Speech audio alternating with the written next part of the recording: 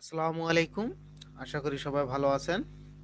আজকে আমরা ফটোশপ বাদেই, ফটোশপ ছাড়াই আজকে আমরা যেকোনো ছবির ব্যাকগ্রাউন্ড কিভাবে রিমুভ করব সেটাই আজকে আমরা দেখব। যেমন ধরুন আমি যদি একটা ছবি দেখাই এখানে, যেমন এই ছবিটা দেখাই, যদি ব্যাক ছবি, যেকোনো ছবির যদি চুল এলোমেলো থাকে সেই ছবিগুলোর ব্যাকগ্রাউন্ড রিমুভ করা ফটোশপে খুবই একটি কঠিন কাজ। দীর্ঘ সময় নিয়ে কাজটি করতে হয় এবং অনেক অনেক ব্রেন খাটিয়ে কাজটি করতে হয়। সেক্ষেত্রে অনেক সময় ব্যয় হয় এবং পারফেক্টলি কাজটি করাও যায় না, কেউ কেউ পারে না। আহ বিশেষ অভিজ্ঞ ছাড়া কিন্তু কাজটি করা কোনোভাবে সম্ভব হয় না। তো সেক্ষেত্রে এলোমেলো চুল হলে আরো কথাই নেই, এলোমেলো চুল হলে তো আরো অনেক সমস্যা। যেমন ধরুন এই ছবিটা যদি আমি দেখাই, এই ছবিটা দেখুন, এই ছবিটার চুলগুলো কি এলোমেলো অবস্থায় আছে। তো এই চুলগুলোকে স্বাভাবিক অবস্থায় রেখেই কিন্তু পিছনের ব্যাকগ্রাউন্ডটা রিমুভ করতে গেলে ফটোশপে অনেক সময় লাগবে এবং ফটোশপ আপডেট ভার্সন গুলো ইউজ করলে, যেমন ধরুন ফটোশপের রিসেন্টলি আপডেট যে ভার্সনটা আছে সেটা হচ্ছিল অ্যাডোবি ফর 2002। এটাতে আপনি ব্যবহার করেন, সেখানে একটা নতুন টুলস তারা অ্যাড করছে। সেক্ষেত্রে আপনি এই কাজটি 1 সেকেন্ডের মধ্যেই কিন্তু করতে পারবেন, চুলগুলোকে স্বাভাবিক অবস্থায় রেখেই শুধু এক ক্লিকেই পুরা ব্যাকগ্রাউন্ডটা রিমুভ হয়ে যাবে, ট্রান্সপারেন্ট ব্যাকগ্রাউন্ড হয়ে যাবে।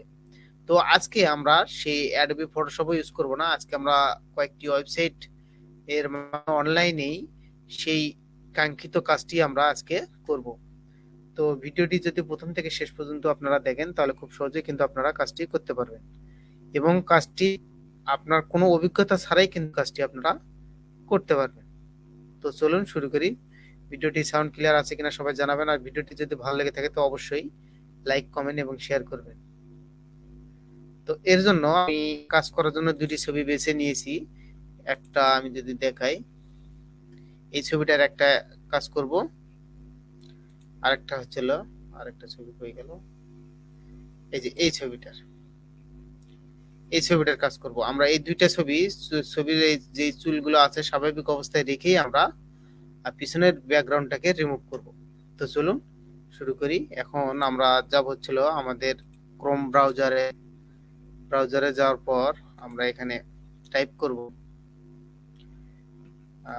এখানে টাইপ করব এই যে বিজি, বিজি টাইপ করলে এই যে আসতেছে বিজি রিমুভ। সেটা যাব, এখানে ক্লিক করব এবং আরেকটা সাইটে যাব, সেই সাইটটার নাম হচ্ছিল স্লেজার, স্লেজার। এই দুইটি সাইট ওপেন করে নিলাম। নেওয়ার পর আমরা দুটি সাইটেই ছবি আপলোড দেবো। দিয়ে আপলোড অপশনে আমরা আমাদের ছবিটাকে এখানে আপলোড করবো। অবশ্যই এই কাজটি করতে গেলে আপনাকে নেট কানেকশন লাগবে, যেহেতু এটা অনলাইনেই। আমরা ফটোশপ ছাড়া যে কেউ একটি করতে পারবে। ফটোশপের কোনো অভিজ্ঞতা ছাড়াই কিন্তু ফটোশপের মতো সেম টু সেম কাজ আমরা এখানে করতে পারবো, শুধু ব্যাকগ্রাউন্ড রিমুভের যে কাজটি। তো আমরা এখান থেকে আমাদের কাঙ্ক্ষিত ইমেজটি সিলেক্ট করে নেব, অটোমেটিক কিন্তু হয়ে যাবে, মাত্র 2-1 সেকেন্ডের কাজ। নেট কানেকশন ভালো থাকে তাহলে এটা 1 সেকেন্ডেরই কাজ। দেখুন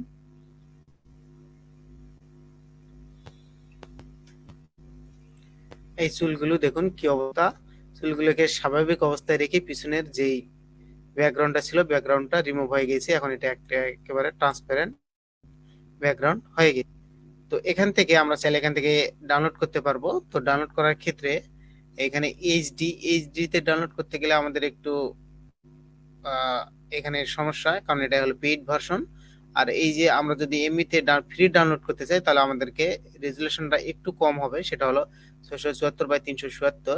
এই রেজুলেশনে আমরা ফ্রিতে আনলিমিটেড এখানে কাজ করতে পারবো। তো আমরা এই বিজি রিমুভে গেলাম, এবার আমরা স্লেজারে যাব। এখানেও আমরা আমাদের কাঙ্ক্ষিত ইমেজটাকে আমরা এখানে অন্য আরেকটা ইমেজ যেটা আছে সেটা আপলোড করব। এখান থেকে আমরা এই ইমেজটাকে আপলোড করব, একই কাজ, সেম টু সেম।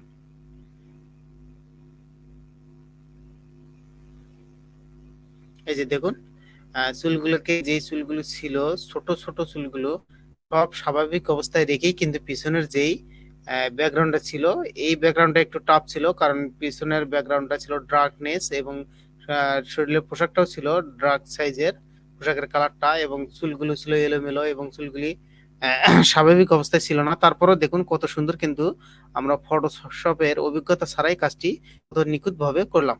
তো এরপর আমরা চাইলে এখানেই কিন্তু ব্যাকগ্রাউন্ড অ্যাডও করতে পারবো, যে কোনো কালার অ্যাড করতে পারবো। সেক্ষেত্রে আমরা এখানে এডিটে ক্লিক করব, এডিটে ক্লিক করার পর এডিট প্রিভিউতে ক্লিক করব। হ্যাঁ, এডিট প্রিভিউতে ক্লিক করার পর আমরা চাইলে কিন্তু এর পিছনে যে কালারটা ছিল সেই কালারটাকে আমরা ব্লার দিতে পারি। সেক্ষেত্রে আমরা এই যে এখানে উপরে ব্লার অপশন আছে, এখানে ব্লার অপশনের এই ইমেজটাতে যদি ক্লিক করি,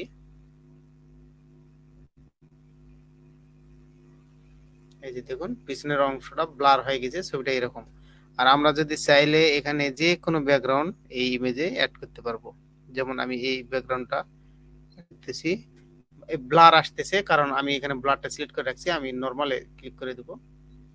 এই যে দেখুন, যে কোনো ইমেজে এখানে অনেক ইমেজ আছে, আমরা চাইলে আমরা নিজেরা নিজেদের মতো এখান থেকে আপলোড করতে পারি, অথবা আমরা এখানে যে কোনো কালার অ্যাড করে দিতে পারি, যে কোনো কালার এখানে আমরা অ্যাড করে দিতে পারি।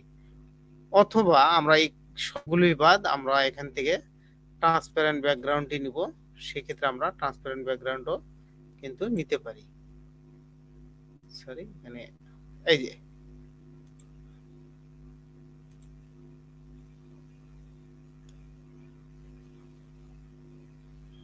এখান থেকে ট্রান্সপারেন্ট ব্যাকগ্রাউন্ড আমরা এখান থেকে ডাউনলোড করে নিতে পারবো।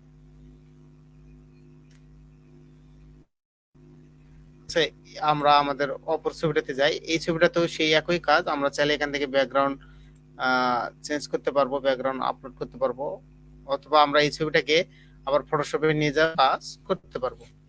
তো দেখুন কত সুন্দর কিন্তু আমরা কাজটি কয়েক সেকেন্ডের মধ্যেই কিন্তু কাজটি কমপ্লিট করলাম। আমরা যদি এই ছবিটাকে এখন ডাউনলোড করি, সেক্ষেত্রে আমরা শুধু এখানে ডাউনলোড অপশনে ক্লিক করি, অটোমেটিক ছবিটা যে ডাউনলোড হয়ে গেছে। আমরা যদি ছবিটাকে এখন ওপেন করি, এই যে দেখুন ছবিটা ডাউনলোড হয়ে গেছে। একটু ছবিটা রেজুলেশন একটু খারাপ হবে, সামান্য একটু লস হবে আর কি। আমরা এই ছবিটাকে যদি এখন ফটো ওপেন করি, আমি ফটোশপটা আমার ওপেন করতেছি, এটা কিন্তু ট্রান্সপারেন্ট ব্যাকগ্রাউন্ড হয়ে গেছে।